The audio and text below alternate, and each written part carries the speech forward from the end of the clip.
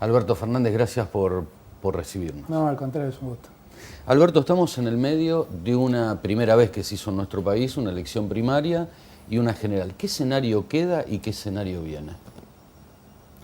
La elección primaria es un avance, si se hace de verdad, ¿no? Acá la elección primaria se hizo de verdad en algunos cargos que fueron de gobernador para abajo. En las presidenciales no hubo elecciones primarias. Y eso para muchos significó un desaliento, una confusión, un tema confuso. Me parece que ha salido bien la elección en otros aspectos. Me parece que fue muy buena la idea de que todos estén en un plano de igualdad en materia publicitaria, que todos puedan acceder a la misma necesidad publicitaria, porque eso también borra un elemento bastante complejo, que es el famoso tema de la recaudación para las campañas. Entonces desaparece del escenario ese tema y eso es muy saludable, muy, muy saludable. Y después, respecto a eso es en términos institucionales. Respecto a lo concreto, bueno, es evidente que Cristina sacó una ventaja superlativa, un poco más de lo que se esperaba que sea. Y la oposición hizo un papel bastante lánguido, un poco peor de lo que se esperaba que fuera. Y eso es una combinación un poco compleja para la elección de octubre, porque supone un gran desaliento para el votante de la oposición, que siente que está tirando su voto. Y entonces no sé muy bien, y lo digo sin ningún espíritu, yo no sabría cómo hacerlo, no sé cómo van a encarar la campaña para octubre. Me parece que ese es un tema bastante interesante, porque es casi obligar a competir en una elección perdida de antemano, donde además está probada la posibilidad de la derrota, no es que hay una expectativa por encuestas, está probado que la gente ha votado otra cosa, la elección abierta funcionó como una encuesta. Y por lo tanto es un serio problema, a ver cómo se encara eso para adelante. Ahora, esto, Alberto, fue un número, hablando de números y siendo objetivo, no tan subjetivo, digo, fueron números que sorprendieron tanto al oficialismo como a la oposición, ¿no?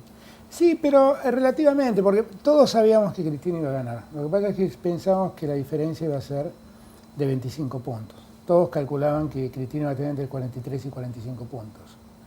Y pensaban que la oposición con Alfonsín podía llegar a los 20.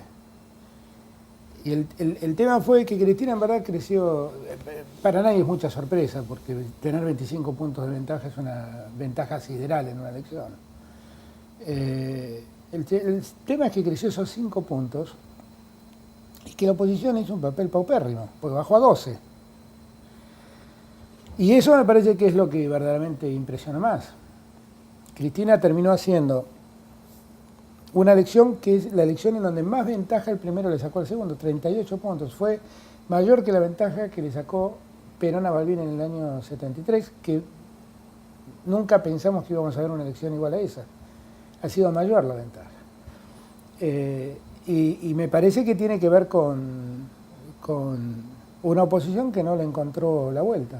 Además, una oposición que no entendió cómo eran las internas, porque no hizo competencia.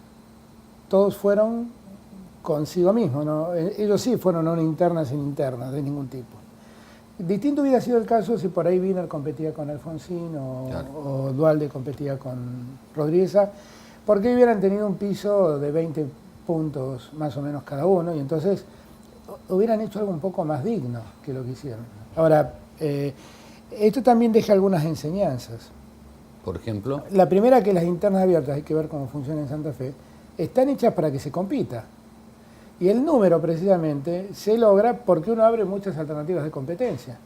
En Santa Fe el peronismo, cada vez que hicieron estas elecciones, en las elecciones internas ganó. Después perdió en la general, pero ganó.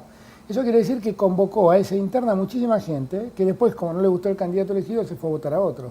Pero convocó a muchos. Esto los opositores no lo entendieron. No lo entendieron de ningún modo. Entonces fueron con ofertas únicas. Y entonces, cuando la oferta es única, si no me gusta, me voy a otro lado de entrada. Ni siquiera compito ahí.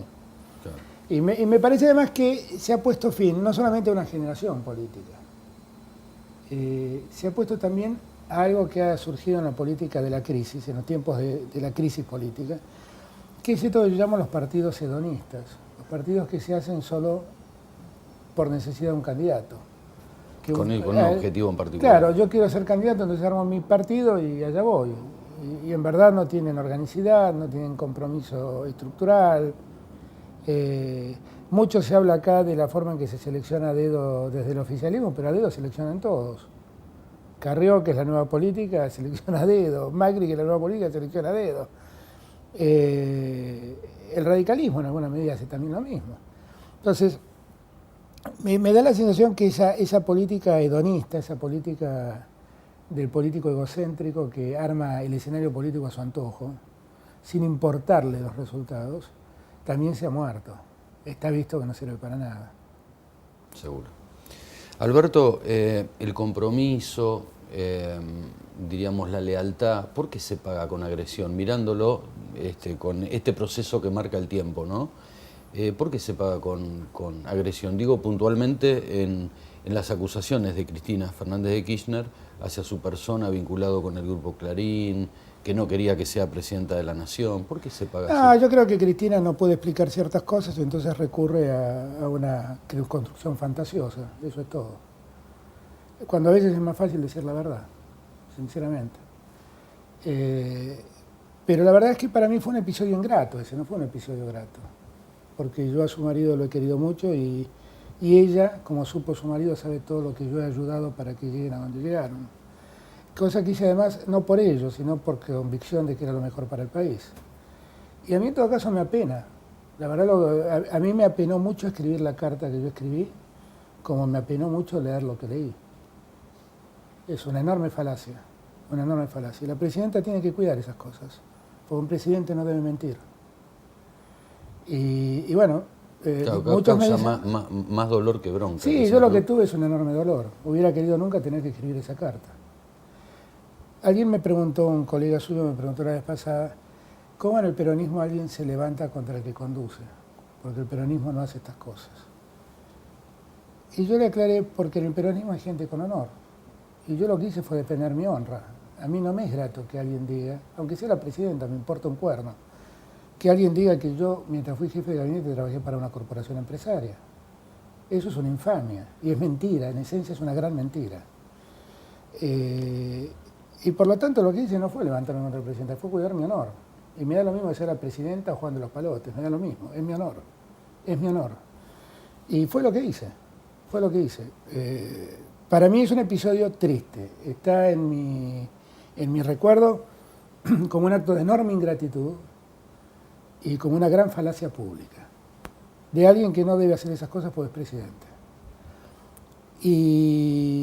Pero es un episodio terminado.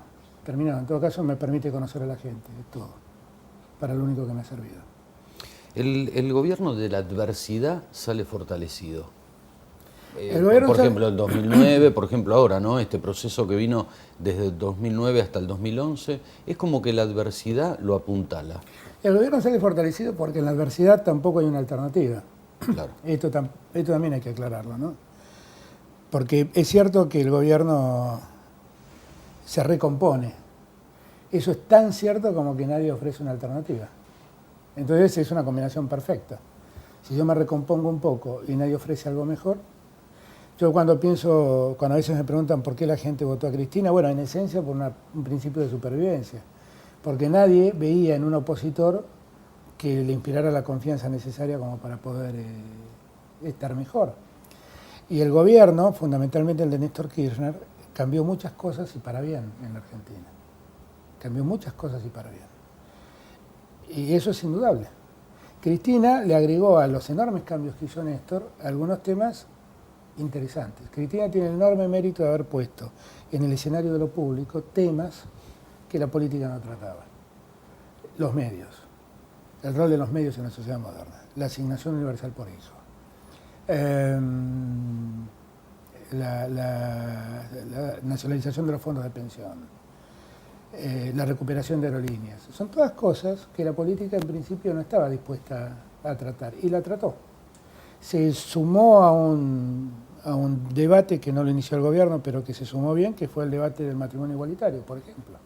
Entonces, me parece que eso es muy meritorio en Cristina y hay que reconocérselo. Ha logrado sortear una crisis internacional más o menos bien, a un costo fiscal muy alto, eso es cierto, que de algún modo pone en crisis el futuro, o pone en riesgo, no en crisis, el futuro. Pero bueno, la ha logrado sortear. Entonces, todo eso hace que la gente pondere bien a Cristina. Y me parece que la gente no se equivoca ahí. No se equivoca ahí. Y hay una oposición, hay una parte donde el gobierno se recompone y una parte donde la oposición no ofrece nada alternativo. Entonces, eso potencia mucho más los logros de Cristina, los hace más sólidos, más fuertes. Pero objetivamente también la ausencia de una oposición favorece la situación del gobierno. La oposición se quedó con el Parlamento hace 2 años, con la Cámara de Diputados, y no pudo hacer nada. Tenía la Cámara de Diputados y los senadores, no pudo hacer nada. Solamente se unieron para repartirse los cargos y después nunca más volvieron a hacer algo en conjunto. Y lo más significativo que hicieron fue dejar a la Argentina sin presupuesto.